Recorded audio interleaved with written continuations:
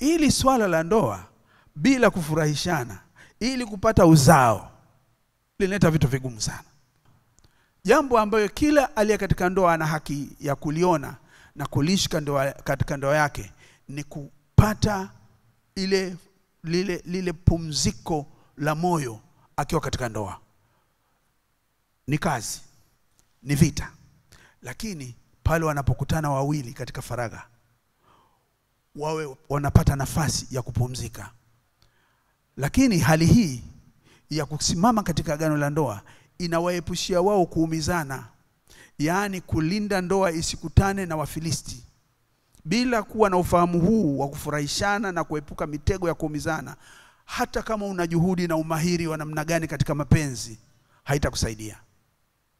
Kwa hiyo chochote unachokifanya lazima utambue kwamba ndoa itapasuka kwa kuwa ninyi wenyewe mnakuwa chanzo cha maumivu yasiyoweza kubebeka katika ndoa.